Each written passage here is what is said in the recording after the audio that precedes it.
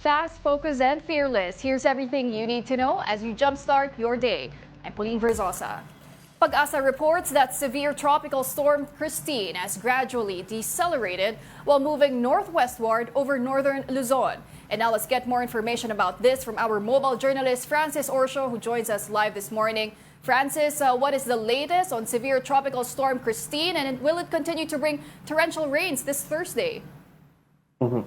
Yes, Pauline, ito nga kanina pasado alas 12:30 ng umaga ay naglandfall na sa Develacan, Isabela itong sentro or mata ng severe tropical storm Kristine. And as of 5 in the morning, kanina according to the latest bulletin from Pag-asa, ay nasa vicinity or kalupaan ito ngayon ng Maconacon, Isabela, and continuous or patuloy yung movement niya generally westward dito sa may kalupaan ng Isabela patungong sa iba pang bahagi ng Northern Luzon. At asahan pa rin natin syempre lalo na dahil malawak yung radius o yung sakop ng rain bands nitong Bagyo Kristine, asahan natin yung mga intense to torrential rains pa rin dito sa may Isabela Province, sa may dadaanan pa ng bagyo including sa Ifugao, sa may Mountain Province, Abra, Ilocos Region, Nueva Vizcaya, Benguet. Yan yung mga probinsya na asahan natin yung malalakas na may bugso ng hangin at syempre yung tuloy-tuloy na malakas din na puhos ng ulan, Pauline. Okay, Francis, as of this morning, ano-anong mga lugar ba ang nasa ilalim pa rin ng signal number 3? At ibang mga lugar na rin, mayroon ba rin bang mga gale warning? Yes, Pauline, ito nga marami pa rin ang mga lugar na nakataas ng signal number 3 o tropical cyclone wind signal according sa Pag-asa. Nandyan pa rin yung mga probinsya ng southern portion ng Cagayan, nandyan ang Isabela, Quirino, Nueva Vizcaya, Kalinga, ang Mountain Province, Ifugao, ang southern portion ng Abra, nandyan din ang ilan pa sa mga bahagi ng Kasiguran sa may Aurora or dito sa Aurora, ang Nueva Ecija at ang ilan pang bahagi ng Central Luzon, ang Ilocos Region, pati na rin dito sa may bahagi ng ito sa Ilocos Sur at Ilocos Norte. Pero ito, yung signal number 2 at signal number 1, dahil nga malawak yung sakop niya, ay nararanasan pa rin natin hanggang dito sa Metro Manila, sa may southern portion ng Southern Luzon at ilan pang bahagi din ng Visayas and sa may eastern portion din dito sa Luzon area. Okay, Francis, bukas pa rin ba maasahang aalis ng Philippine Area of Responsibility itong si Severe Tropical Storm Kristine? Yes, Pauline, asahan din natin mamayang hapon or gabi na maglalabas na rin ng kalupaan itong sentro or mata ng bagyong Severe Tropical Storm Kristine. Pero bukas pa ng gabi, inaasahan natin na kikilos ito palabas ng Philippine Area of Responsibility. At pero ayun nga, paglilinaw lang din natin, Pauline, na kahit nasa labas na ito ng PAR, dahil malawak yung radius niya, kasi sabi rin ng Pag-asa na sa more than 700 kilometers yung radius o yung sakop nitong bagyong Kristine. At dahil nga doon sa lawak na yon, kahit nasa labas ng PAR, makakaranas pa rin ng malalakas na buhos ng ulan, lalo na yung mga nasa western part ng Northern and Central Luzon. Okay, so mukhang magiging maulan pa rin ngayong weekend. But for now, maraming salamat para sa update na yan. That was our mobile journalist, Francis Orsho. Now, the government has suspended classes at all levels across Luzon today, October 24. The Office of the Secretary says the move was recommended by the NDRRMC. This is due to the heavy rainfall expected from severe tropical storm Kristine. The localized cancellation or suspension of classes in other areas may be implemented by their respective LGUs. Now, some areas in the country are still submerged in floods caused by severe tropical storm Kristine. As you can see in this aerial footage, the flooded Barangay Diez in Catanawan, Quezon. Authorities said the river overflow also contributed to the flood.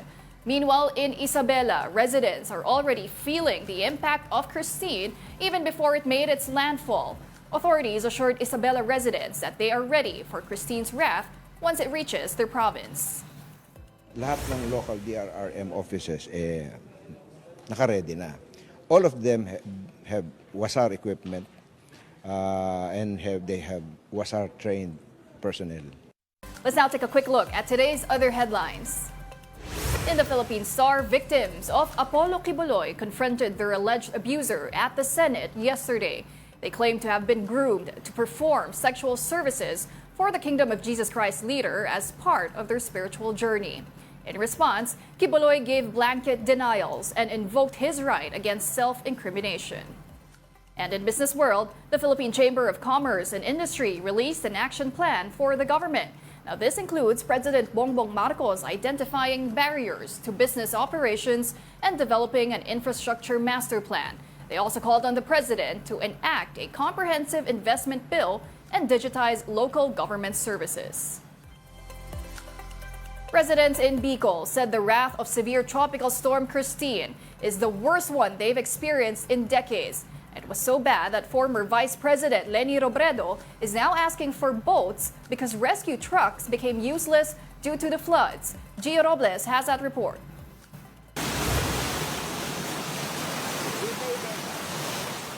As floodwaters began to rise after Tropical Storm Kristine dumped torrential rains over the Bicol region, residents took to social media to ask for help. Many were stranded on rooftops or on any high ground they could find.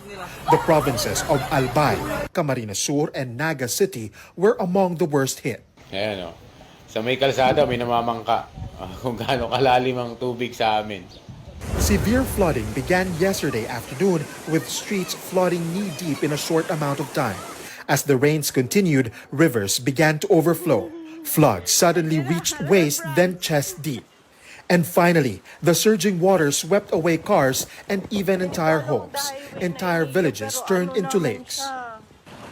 The extent of the flooding and the number of residents who needed rescue raised alarms in affected provinces. And as night came, the situation in Naga City became critical.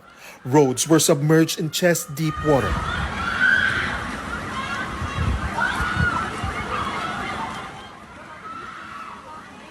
While homes and business establishments were completely inundated, even this mall was not spared.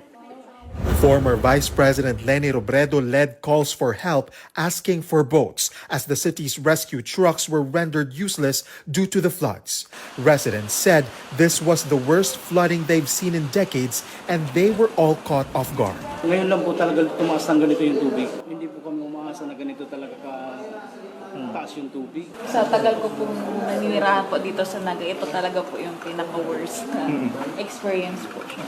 This morning, the extent of the flooding and damage became evident.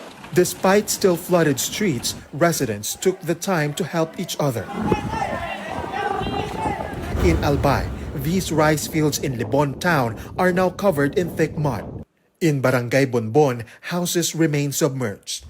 In Ginobatan, damaged vehicles lined roads which are also now covered in mud and rocks from Mayon volcano. In Rapu-Rapu, several houses were damaged from a landslide.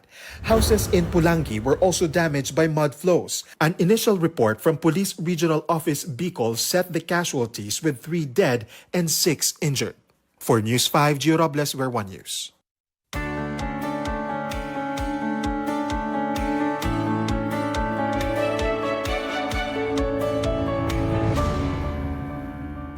In the U.S., Vice President Kamala Harris said the United States is absolutely ready to have its first woman president.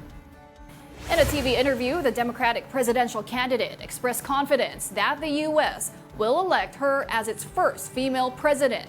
But she downplayed this potential historical moment and highlighted that her candidacy is about, quote, turning the page from her opponent, Donald Trump. The election day in the U.S. is just 2 weeks away, and the two candidates are intensifying their campaign, particularly in swing states. And porn stars are pushing to get young men to vote against U.S. presidential candidate Donald Trump. The hashtag #HandsOffMyPorn campaign has run ads on adult websites. They are warning viewers that prominent allies of Trump want to ban pornography and lock up the stars. Trump had an alleged encounter with a porn star named Stormy Daniels in 2006, and the former president was said to have paid hush money to silence her. And those are the top stories of the hour. Join us later at 9 a.m. as we continue to monitor the day's biggest stories. I'm Pauline Verzosa. We are One News.